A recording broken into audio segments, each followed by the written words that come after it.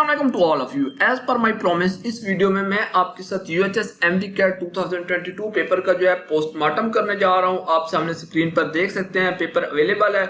उसके साथ साथ आपका कौन सा क्वेश्चन जो है वो फेडरल से आया है, कौन सा जो है वो आउट ऑफ सिलेबस है, कौन से क्वेश्चन ऐसे हैं जिनके की में आंसर रॉन्ग है, कौन से आपके एफएससी के कॉन्टेक्स्ट से आउटसाइड है, या किनके एक से ज्यादा आंसर जो है वो ठीक हो सकते हैं। ये सब कुछ इस वीडियो में मैं आपके साथ डिटेल में डिस्कस करने जा रहा हूँ। पूरा पेपर आपके साथ डिस्कस करूंगा, विद एविडेंस डिस्कस करूंगा, साथ में पीएमसी का जो ऑफिशियल सिलेबस है वहां से भी आपको चीजें दिखाऊंगा, और उसके साथ साथ यहाँ पर आपको कितने ग्रेस मार्क्स मिल सकते हैं या फिर मिलने चाहिए, इसके अकॉर्डिंग भी बात करेंगे। आपने ये वीडियो अंत तक कंप्लीट जरूर देखनी है, क्योंकि इसमें मैं आपसे आपका ओपिनियन भी मांगने जा रहा हूँ। बहुत सारी चीजों का मुझे नहीं पता, वो आपने मुझे कमेंट्स में बतानी है। मगर उससे पहले ग्रेस मार्क्स के हवाले से जो पीएमसी का इंपॉर्टेंट नोटिफिकेशन आया था, उस नोटिफिकेशन के रिगार्डिंग भी बात कर लेते हैं। देखिए, ये वो पहला नोटिफिकेशन है जिसमें मैंने वीडियो बनाई। ऊपर आप लिंक भी देख लें, कोई फेक नोटिफिकेशन नहीं है, पीएमसी की वेबसाइट से मैंने आपके साथ शेयर किया। आप यहाँ पे हाईलाइट में देख सकते हैं कि पीएमसी ने जो है बड़ा ओपनली कहा है कि grace marks will be awarded to candidates, यानी कि तमाम स्टूडेंट को ग्रेस मार्क्स मिलेंगे। ये बड़ा उन्होंने क्लियर वर्ड्स में कहा था। मगर उसके बाद जब आप पीएमसी की वेबसाइट पे जाते हैं, यहाँ पे आप स्क्रॉलिंग वगैरह करते हैं, तो ये नोटिफिकेशन बेसिकली पीएमसी की जानिब से जो है वो रिमूव कर दिया गया है। अब इसकी जगह पर एक न्यू नोटिफिकेशन आया है, वो न्यू नोटिफिकेशन भी मैं आपको दिखा देता हूँ। और इसमें बेसिकली आप देख सकते हैं कि वो चीज जो मैंने यहाँ पर स्टार्ट में दिखाई है, जो कि इसका फर्स्ट पोर्शन है, वो पोर्शन यहाँ से रिमूव कर दिया गया, और इसको बेसिकली वो रिजल्ट से स्टार्ट कर रहे हैं कि जी रिजल्ट अनाउंस होगा एंड सो ऑन, उस तरह की बाकी चीजें कह रहे हैं। इन दोनों नोटिफिकेशन को लेके अपने स्टूडेंट्स बिल्कुल भी परेशान नहीं होना। जो चीज मैं पहली वीडियो में कह चुका हूँ, दूसरी में भी वही कहूंगा कि आपने अपना जो काम है वो जरूर कंटिन्यू रखना है। जहां पे आप प्रोटेस्ट कर सकते हैं, इश्यू को हाईलाइट कर सकते हैं, वो आपने करते रहना है। जब तक कि आपको इंसाफ नहीं मिल सकता, उस टाइम तक आपने बैठना नहीं है। बट नोटिफिकेशन की वजह से आपने इसलिए परेशान नहीं होना कि यही चीज मैं आपको एक और जगह पर दिखा देता हूँ। वर्ड्स कुछ और यूज किए गए हैं, लेकिन सिचुएशन या चीज एग्जैक्टली वही है।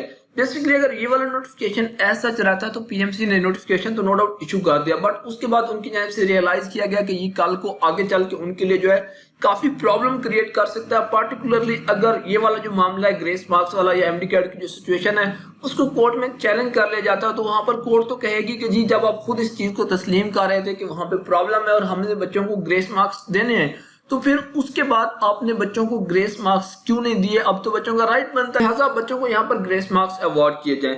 इसी चीज को, या क्लियर वर्ड्स को अवॉइड करने के लिए बेसिकली पीएमसी ने जो है ये नोटिफिकेशन रिमूव किया। स्टिल में ऐसे पीएमसी का एक बड़ा यू टर्न कहूंगा, उसको ऐसा बिल्कुल भी नहीं करना चाहिए था। जहां पर बच्चों का राइट बनता है वो उनको जरूर मिलना चाहिए था। बट इन शॉर्ट बात करते हैं, अगर आप पीएमसी के ऑफिशियल फेसबुक पेज पर आ जाएं तो देख सकते हैं पाकिस्तान मेडिकल कमीशन, नीचे जो है उन्होंने पिक्स वगैरह शेयर किया जो उनका पोस्ट एग्जाम एनालिसिस की मीटिंग हुई थी। देखें, अगर आप इसकी जस्ट लास्ट वाली लाइन रीड आउट करें तो आप यहाँ पर देख सकते हैं कि वो कह रहे हैं कि जो पीएमसी के वीसी हैं, he instructed the VCs to analyse the paper and compensate accordingly, यानी कि पीएमसी के प्रेसिडेंट की जानिब से कहा गया कि आप अपने पेपर्स का जो है वो एनालिसिस करें और उसके बाद बच्चों को कंपनसेट करें। आप कंपनसेट कैसे हो सकते हैं? मुझे खुद बताएं कि कंपनसेशन आपको कैसे हो सकती है। देखिए, डेफिनेटली बात है, आप यहाँ पर कंपनसेट इसी तरह से हो सकते हैं कि आपको ग्रेस मार्क्स मिले, जितने भी आपके एमसीक्यू थे जो आउट ऑफ सिलेबस थे, या जो आपका जिनकी की में प्रॉब्लम था, या किसी किस्म का उसमें कोई इशू था, तो उसके बच्चों को ग्रेस मार्क्स मिलने चाहिए। कंपनसेट करने का तो यहाँ पर एक ही यही तरीका है, इसके अलावा तो मुझे कोई समझ नहीं आता कि कोई और मेथड हो सकता है जिससे वो आपको कंपनसेट करे। बट इन शॉर्ट यही है कि आपको ग्रेस मार्क्स जरूर मिलेंगे। बस आपसे रिक्वेस्ट यही है कि आपने यहाँ पर प्रेशर जरूर बिल्ड किए रखना है, चाहे वो आपका ट्विटर पर हो, फेसबुक हो, यूट्यूब हो, जहां तक आपकी एक्सेस है। मैं अब यूएचएस के पेपर की तरफ आपको लेके चलता हूं। उससे पहले अगर आप काशिफ राइट्स में नया है तो काशिफ राइट को सब्सक्राइब कर लें, बेल आइकन पे क्लिक करके नोटिफिकेशन जो है ऑल कर लें, ताकि इस तरह की तमाम अपडेट सबसे पहले आप तक पहुंच सके। आपके लिए इतनी ज्यादा एफर्ट्स कर रहे हैं तो यार उसके लिए वीडियो को लाइक कर ले। मेरा नहीं ख्याल कि यूट्यूब वीडियोस को लाइक करने के बच्चों से जो है वो पैसे चार्ज करता है। पाकिस्तान में आपका किसी भी रीजन की वजह से एडमिशन नहीं हो रहा, आप अब्रॉड जाना चाहते हैं, पीएमसी से रिकॉग्नाइज अच्छी मेडिकल यूनिवर्सिटीज में एडमिशन लेना चाहते हैं जहां पर फीस स्ट्रक्चर कम हो, आपके साथ किसी किस्म का कोई स्कैम फ्रॉड भी ना हो, आप इजिली जो है वहां से एमबीबीएस कंप्लीट करके पाकिस्तान आ सकें, या 2 साल के बाद माइग्रेशन करवा सकें पाकिस्तान एनईवी के थ्रू, डेफिनेटली उसमें भी हम बच्चों को असिस्ट करते हैं। तो उसके लिए आप हमारे ऑफिशियल व्हाट्सएप नंबर पर कांटेक्ट कर सकते हैं।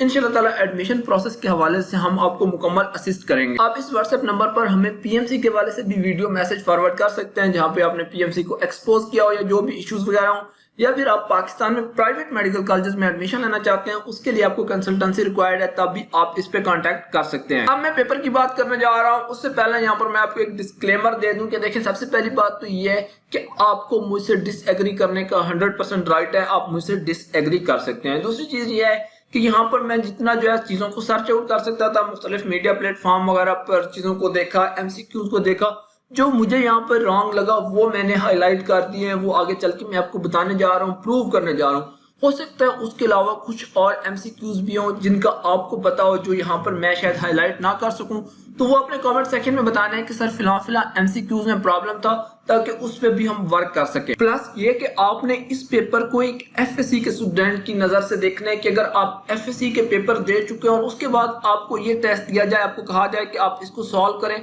तो फिर आप उसको कैसे फील करेंगे। ऐसा ना हो कि आपने MSc ज़ूलॉजी कर रखी हो, या आप एक डॉक्टर हो, या आपने मतलब आप कह लें कि बहुत पहले FSc कंप्लीट कर लियो, जो भी आपकी फील्ड है, अब आप उसके एक्सपर्ट हो और आप कहेंगे ये तो बच्चों वाले क्वेश्चन है। देखें, मुझे आपको या जो भी बंदा इस फील्ड से गुजर चुका है उसको डेफिनेटली बात है ये चीज बच्चों वाली लगेगी, बट हमें फिलहाल इन तमाम क्वेश्चन को या इन तमाम चीजों को उस बच्चे की नजर से देखना है जिसने रिसेंटली FSc कंप्लीट की थी और अब वो उसका टेस्ट देने जा रहा है। हो सकता है हमें से बहुत सारे लोगों को यहाँ पर काफी सारे MCQs जो है वो चाइल्ड प्ले लगे, हम कहेंगे ये MCQs ये तो बहुत ईजी था, ये बच्चे कैसे मिस्टेक कर सकते थे, ये इस तरह से नहीं है। बट हमने पेपर को एक FSc के बच्चे की निगाह से देखना और उसके पूरे कंटेक्स्ट में देखना, उसको सेपरेटली एक सिंगल MCQs के तौर पे नहीं देखना।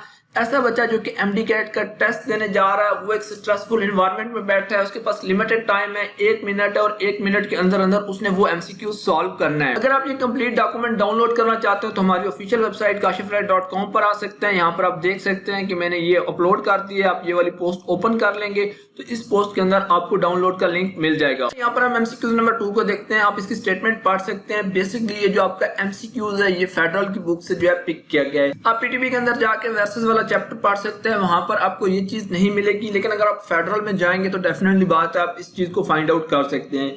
यहाँ पर MCQs नंबर 3 के वाले से अगर आप पढ़ें तो ये बैक्टीरियोफेजेस के वाले से पूछा गया है। आप कहेंगे बहुत इजी MCQs है, इजी है, लेकिन मैंने चीज पहले आपको बता दिया कि हमने कॉन्टेक्स्ट में देखना है। और इस MCQs का यहाँ पर कॉन्टेक्स्ट ये है कि जो PMC का यहाँ पर सिलेबस है, जिस सिलेबस के अकॉर्डिंग उन्होंने कहा था कि हमने पेपर बनाना है, यहाँ सिलेबस में आप वर्सेस वाला पोर्शन देख सकते हैं। तो यहाँ पर क्लियरली आप देख सकते हैं कि बैक्टीरियोफेजेस वाला टॉपिक एज सच इंक्लूड नहीं है। उन्होंने यहाँ पर एड्स की भी एग्जाम्पल दी है, एड्स किस तरह से वर्क करता है, वर्सेस की क्लासिफिकेशन वगैरह सारा कुछ दिया है। लेकिन ये जो स्पेसिफिकली यहाँ पर लाइन है कि how many tail fibre are attached to the end plate of a bacteriophage, ये लाइन एग्जैक्टली आपके बैक्टीरियोफेज वाले टॉपिक में ऐसा मौजूद है। आप इसको दोबारा से यहाँ पर रीड आउट करें, आप देख सकते हैं कि यहाँ पर बैक्टीरियोफेजेस वाला टॉपिक इंक्लूड नहीं है। अलबत्ता आप यहाँ पर आपने ये नहीं कहना कि सर फर्स्ट MCQs जो है वो भी तो फिर बैक्टीरियोफेज से आ रहा है, वो वर्सेस की क्लासिफिकेशन में इंक्लूड हो जाता है। लेकिन ये जो स्पेसिफिक लाइन है कि how many tail fibre are attached, तो ये बेसिकली आपके बैक्टीरियोफेज वाले टॉपिक में था और उसको PMC ने यहाँ पर अपने ऑफिशियल सिलेबस में इंक्लूड नहीं किया था।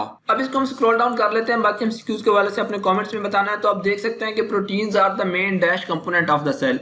ऑप्शन चार्ली यहाँ पर है स्ट्रक्चरल कंपोनेंट और ऑप्शन बीटा यहाँ पर है फंक्शनल कंपोनेंट। तो बेसिकली ये दोनों ही होते हैं, बहुत क्लोज ऑप्शंस हैं। आप इसमें से अगर कोई भी एक जो है वो टिक करेंगे तो उसके बाद हो सकता है की में वो दूसरा ऑप्शन पिक कर लें। अगर आप यहाँ पर इसका माइक्रो या DNA एनालिसिस तो करने लग जाए तो फिर तो हम कह सकेंगे कि जी एक MCQs या एक ऑप्शन ठीक हो सकता है। लेकिन अगर आपको 1 मिनट दिया जाए तो 1 मिनट के अंदर कभी भी आप ये चीज डिसाइड नहीं कर सकेंगे। बुक की लाइन है और दोनों ऑप्शन यहाँ पर ठीक होते हैं, तो इसके अकॉर्डिंग बच्चों को इसके ग्रेस मार्क्स जरूर मिलने चाहिए। अब यहाँ पर नेक्स्ट हम क्वेश्चन नंबर 27 को देख लेते हैं। The middle layer of meninges is, basically आपकी जो FSC की बायोलॉजी की बुक है PTB की, उसके अंदर ये चीज कहीं पर भी मेंशन नहीं है। फेडरल बुक डेफिनेटली बात मैंने रीड आउट नहीं की, लेकिन कुछ बच्चों ने रीड आउट की थी, तो उनके अकॉर्डिंग ये चीज वहां पर तो मौजूद है। लेकिन आप पंजाब का MD-CAT दे रहे हैं और वहां पर ये चीज भी इंक्लूड नहीं है, लिहाजा इस MCQs को यहाँ से भी एक्सक्लूड होना चाहिए। मैंने आपसे कहा है कि आपने इसको रीड आउट जरूर करना है। मेरी वेबसाइट पर जो है बेसिकली ये चीज अवेलेबल है, वो आप काशिफराइड पे जाएंगे तो वहां पर आपको मिल जाएगा और इसका लिंक भी जो है पिन कमेंट या वीडियो की डिस्क्रिप्शन में मैं आपको शेयर कर दूंगा। अब यहाँ पर आप क्वेश्चन नंबर 36 के वाले से आ जाएं। अब ये यहाँ पर थोड़ा सा ब्लर है, मैं आपको पढ़ के बता देता हूँ कि इसमें बेसिकली जिंक आयन के वाले से पूछा गया था कि वो एंजाइम की जो एक्टिव साइट होती है वहां पर कहाँ कैसे अटैच वगैरह होता है, और ये चीज भी बेसिकली आपकी जो है पंजाब टेक्स्ट बुक में नहीं है, फेडरल में है, इसलिए आप इसको भी out of syllabus he consider करेंगे। अब क्वेश्चन नंबर 37 के वाले से देखते हैं कि what is the best physiology pH for optimum function of the most of cellular enzyme of human. Basically इसका आंसर तो यहाँ पर चार्ली है। आप कहेंगे सर पीएच वाला टॉपिक है, पीएच वाला टॉपिक नो डाउट जरूर आपके डिजाइन वाले चैप्टर में भी है, सिलेबस में भी है, लेकिन जब यहाँ पर आउट ऑफ सिलेबस का हम वर्ड कह रहे हैं तो उसका मतलब ये देखेंगे यहाँ पर ये जो फिजियोलॉजिकल पीएच के वाले से पूछा गया उसका आपकी जो है पीटीबी की बुक में किसी किस्म का कोई कंसेप्ट नहीं है। आपके लिए मेरे लिए हो सकता है ये बहुत कॉमन सी बात हो, बट एफएससी के स्टूडेंट के लिए जिसने ये चीज नहीं रीड आउट की उसे पता ही नहीं है कि फिजियोलॉजिकल पीएच क्या होती है, तो उसके लिए हम इसको out of syllabus he consider करेंगे। अब यहाँ पर अगेन आपका जो है क्वेश्चन नंबर 40 वो आउट ऑफ सिलेबस है। ये जो उन्होंने पूछा कि according to biogenetic law of Ernest Haeckel, तो अब यहाँ पर बायोजेनेटिक लॉ के हवाले से ना तो कहीं पर मेंशन है, ना ही उसको जो है किसी किस्म का कोई कंसेप्ट वगैरह दिया गया आपकी पीटीबी की बुक के अंदर, लिहाजा इसको भी हम आउट ऑफ सिलेबस ही यहाँ पर कंसीडर करेंगे। नेक्स्ट क्वेश्चन 52 है, which of the following statement is correct. यहाँ पर बेसिकली बैक्टीरिया के हवाले से कुछ चीजें पूछी गई हैं, उनको डिस्कस किया गया है, और अगेन आपका जो बैक्टीरिया वाला टॉपिक है वो आपके एमडी कैट के सिलेबस में इंक्लूड नहीं है। क्लियरली आप यहाँ पर देख सकते हैं, सिलेबस मैंने आपको दिखाया था, आप इसको दोबारा स्क्रॉल डाउन कर लें, 10 बार रीड आउट कर लें। यहाँ पर बैक्टीरिया के हवाले से किसी किस्म का कोई कंसेप्ट नहीं है। जब बैक्टीरिया का कंसेप्ट ही नहीं है तो इसको हम आउट ऑफ सिलेबस कंसीडर करेंगे। सेम क्वेश्चन नंबर 53 के लिए नाइट्रोफाइंग बैक्टीरिया के हवाले से पूछा गया है, एग्जांपल दी गई है, एग्जांपल शेयर कर सकते हैं, डेफिनेटली बात है, इजी क्वेश्चन है, मगर हम बात यहाँ पर ये नहीं कर रहे कि क्वेश्चन इजी या टफ है या क्वेश्चन क्या है, हम ये देख रहे हैं कि वो आपके आउट ऑफ सिलेबस था या आपके सिलेबस में आया है या उसकी की में कोई इशू तो नहीं है। तो उसके अकॉर्डिंग क्योंकि बैक्टीरिया का टॉपिक अगेन यहाँ पर इंक्लूड नहीं है, दैट्स वाई ये भी आपका क्वेश्चन आउट ऑफ सिलेबस होगा। क्वेश्चन 54 जो है वो फेडरल की बुक से अगेन पिक किया गया कि each human test is divided into.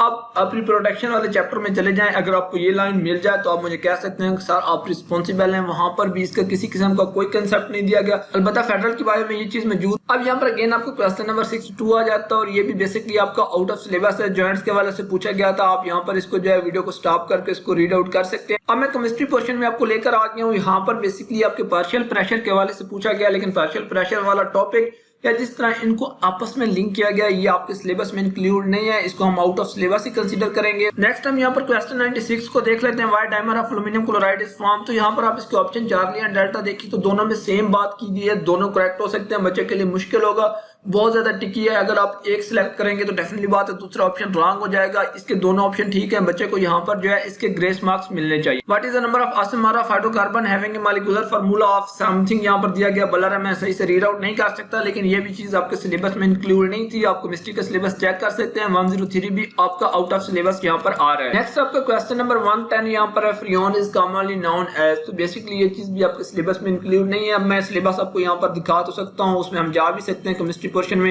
लेकिन प्रॉब्लम यह है कि वीडियो बहुत ज्यादा लेंथी हो जाएगी, मैं ये चीज कंफर्म कर चुका हूँ, आप वहां पर देख सकते हैं। 115 एमसीक्यूज में आपसे जो है बेसिकली कंपाउंड का जो है वो नोमेनक्लेचर वगैरह के हवाले से पूछा गया है। तो यहाँ पर ये है कि डेफिनेटली आप इसका आंसर यहाँ पर जो है वो निकाल सकते हैं, कोई इतना मुश्किल एमसीक्यूज नहीं है। लेकिन अगर इस कॉन्टेक्स्ट में देखें तो एफएससी का एक स्टूडेंट जो है वो इस लेवल पर इसको सॉर्ट आउट नहीं कर सकता, ये एफएससी के आउट ऑफ कॉन्टेक्स्ट है। अगर आप बीएस केमिस्ट्री वगैरह कर रहे हैं तो फिर आप इस एमसीक्यूज को जो है यहाँ पर सॉर्ट आउट कर सकते हैं। अब अगर 116 को देखें कि इसमें से रीजेंट के वाले से पूछा गया है, कन्वर्जन है, जो बेसिकली आपका अल्कोहल है उसको आपने एल्डिहाइड में कन्वर्ट करना है, तो वो पूछ रहा है कि इनमें से आप कौन सा कंपाउंड यूज करेंगे। जो की में ऑप्शन सिलेक्ट किया गया था वो बेसिकली यहाँ पर गलत है, यहाँ पर जो करेक्ट इसका ऑप्शन होना चाहिए वो बीटा होना चाहिए, ये चीज तो डेफिनेटली बात है। एफएससी का कोई भी स्टूडेंट हो वो इस चीज को इजीली अंडरस्टैंड कर सकता है। यूएचएस को यहाँ पर की करेक्शन देनी होगी या फिर बच्चे को इसका ग्रेस मार्क्स देना होगा। अगर क्वेश्चन 119 के वाले से बात करें, उन्होंने कार्बोक्सिलिक एसिड और कीटोन ग्रुप के वाले से यहाँ पर पूछा है कि यहाँ पर इनका फाइनल नेम क्या होगा, दो कंपाउंड को मिला के पूछा गया है। अगेन इसको एफएससी के कॉन्टेक्स्ट से आप आउटसाइड कह सकते हैं, यानी कि बीएस लेवल का, अगर आप बीएस केमिस्ट्री कर रहे हैं जो बात मैंने स्टार्ट में कही थी, फिर आप इसको सॉर्ट आउट कर सकते हैं। बट अब इसका यूएचएस आपको जो है एडवांटेज देता है, यानी वो मैं कुछ नहीं कह सकता। क्वेश्चन 122 पे आ जाते हैं जो कि केमिस्ट्री का आपका लास्ट एमसीक्यू था, और ये बेसिकली आपका अगेन फेडरल की केमिस्ट्री से पिक किया गया है। आप पीटीबी की केमिस्ट्री की बुक को रीड आउट कर सकते हैं, ये वाली लाइन वहां पर आपको कहीं भी नहीं मिलेगी। अब बेसिकली हम फिजिक्स पोर्शन में आ गए हैं, यहाँ पर आप क्वेश्चन 1 to 6 को जो है कंसीडर करें कि which of the following is incorrect. तो यहाँ पर इसका ऑप्शन डेल्टा एंड अल्फा जो है वो दोनों के दोनों इनकरेक्ट हैं, दोनों ऑप्शन ठीक होने चाहिए। और जब दो ऑप्शन ठीक हो रहे होते हैं तो इसका मतलब ये होता है कि आपने बच्चे को ग्रेस मार्क्स देने होते हैं। अब ये तो नहीं हो सकता क्योंकि आप जो है ऑटोमेटिक मशीन के थ्रू क्वेश्चन जो है वो चेक कर रहे हैं कि जी बच्चे ने जिसने ए ठीक कर दिया वो भी ठीक है, जिसने डेल्टा कर दिया वो भी ठीक है। मशीन जो है वो आपका एक ऑप्शन पिक करेगी, तो वो दोनों पिक नहीं कर सकती। इस वजह से इस क्वेश्चन के बच्चों को ग्रेस मार्क्स मिलने चाहिए। अब फिजिक्स को मैं फर्दर जो है स्क्रॉल डाउन कर लेता हूँ, देख लेते हैं कि मजीद यहाँ पर कौन कौन से एमसीक्यूज में जो है प्रॉब्लम आ रहा है। यहाँ पर जो आपके क्वेश्चन नंबर 146 और 147 है, इसमें बेसिकली कीज में प्रॉब्लम है। Temperature of A given mass of A gas is change from 150 to 300 and so on. आप उसको रीड आउट कर सकते हैं। सिमिलरली दूसरे में जो है वो कैपेसिटर के वाले से बात की गई है, तो जो की में इन दोनों एमसीक्यूज के आंसर है दोनों के दोनों रॉन्ग। अब क्वेश्चन 150 को देख लेते हैं। Which of the following statement is true. इसके जो चारों ऑप्शन यहाँ पर दिए गए हैं, चारों के चारों जो है वो रॉन्ग है। इनमें से कोई भी आपकी स्टेटमेंट जो है वो ठीक नहीं है। चार्ली को यहाँ पर हाईलाइट किया गया, लेकिन उसको बेसिकली रिवर्स होना चाहिए था। इलेक्ट्रोस्टैटिक फोर्सेस जो होती हैं वो मच वीकर होती हैं as compared to your gravitational forces, तो ये स्टेटमेंट भी रॉन्ग है। इनमें से कोई भी ऑप्शन करेक्ट नहीं है और डेफिनेटली बात है इस पे भी बच्चों को जो है वो ग्रेस मार्क्स जरूर मिलने चाहिए जब ऑप्शन ही कोई ठीक नहीं है। नेक्स्ट यहाँ पर 157 के वाले से बात कर लेते हैं। बेसिकली यहाँ पर किरचॉफ रूल को जो है वो एड्रेस किया गया है, लेकिन ये चीज जो कि आपके आउट ऑफ सिलेबस है तो इसको भी यहाँ पर ग्रेस मार्क्स मिलने चाहिए। क्वेश्चन नंबर 165 को आप देख लें, यहाँ पर लेंजेस लॉ के कॉन्टेक्स्ट में पूछा गया, अगेन आपके आउट ऑफ सिलेबस है। अब फिजिक्स में यहाँ पर आपका जो last question out of syllabus था वो आपका जो है न्यूट्रॉन वगैरह की एनर्जी के हवाले से पूछा गया था। आप इसको यहाँ पे रीड आउट कर सकते हैं। देखिए अगर आप एक स्टूडेंट को कहेंगे, वो तो कहेगा सर 200 में से 200 ही आउट ऑफ सिलेबस थे, मुझे 200 ही ग्रेस मार्क्स दे दें। बट हमने यहाँ पर वो ऑप्शन या वो एमसीक्यू सिलेक्ट किए हैं जिनके हवाले से आप डिबेट कर सकते हैं, जहाँ पर गुंजाइश पैदा हो सकती है।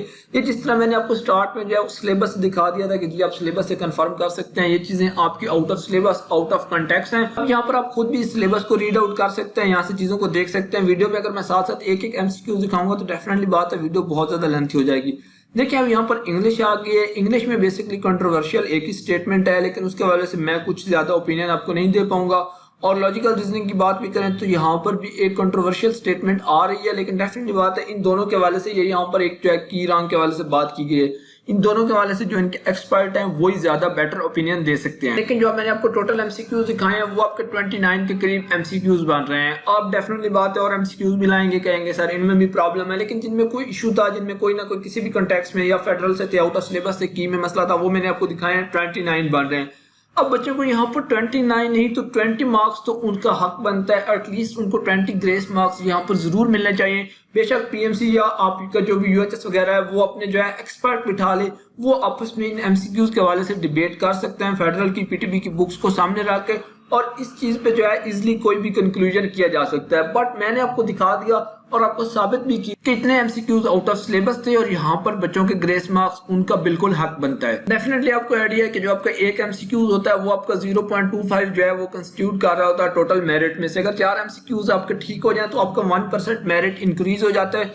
बहुत सारे ऐसे बच्चे हैं जो बेचारे 3-3 साल से 4-4 साल से रिपीट कर रहे हैं, लेकिन अभी की के अकॉर्डिंग जब उन्होंने अपने मार्क्स कैलकुलेट किए तो किसी के जो है वो 108 आ रहे हैं, 107 आ रहे हैं, 106 आ रहे हैं। 3-3 4-4 एमसीक्यू से जो है वो पाकिस्तान में प्राइवेट एमबीबीएस के लिए एलिजिबल ही नहीं है। तो पीएमसी से यूएचएस से मैं रिक्वेस्ट करूंगा कि खुदारा इन चीजों को कंसीडर करें और बच्चों को जहां पर उनका हक बनता है, जितने ग्रेस मार्क्स बनते हैं वो ग्रेस मार्क्स जरूर मिलने चाहिए। मिस्टेक्स आपके एंड पर हुए हैं तो उसकी सजा जो है वो बच्चों को बिल्कुल भी नहीं मिलनी चाहिए। एटलीस्ट उन बच्चों को जिनके 2-2 3-3 नंबर हो रहे हैं। बल्कि मजे की बात तो ये है कि बहुत सारे बच्चे जो है यहाँ पर ऑफर्स भी कर रहे होते हैं कि सर किसी तरह से हमें जो है ये 3-4 नंबर जो है वो लगवा दें और आप जितने लायक कहेंगे हम पे कर देंगे। मैं उनके आगे हाथ जोड़ता हूँ कि भाई जो है हमारा इस किस्म का कोई जो है वो लिंक वगैरह नहीं और ना ही हम ये काम कर सकते हैं। लेकिन अगर उनको जो है ग्रेस मार्क्स की बेस पे उनके जो है एलिजिबिलिटी क्राइटेरिया पूरा हो सकता है तो फिर डेफिनेटली उनके लिए इससे बढ़कर कोई चीज नहीं है। आप अब इन तमाम चीजों के हवाले से क्या ओपिनियन रखते हैं वीडियो के कमेंट सेक्शन में बताएं। एमबीबीएस अब्रॉड के लिए हमसे कांटेक्ट कर सकते हैं। Thank you very much for watching.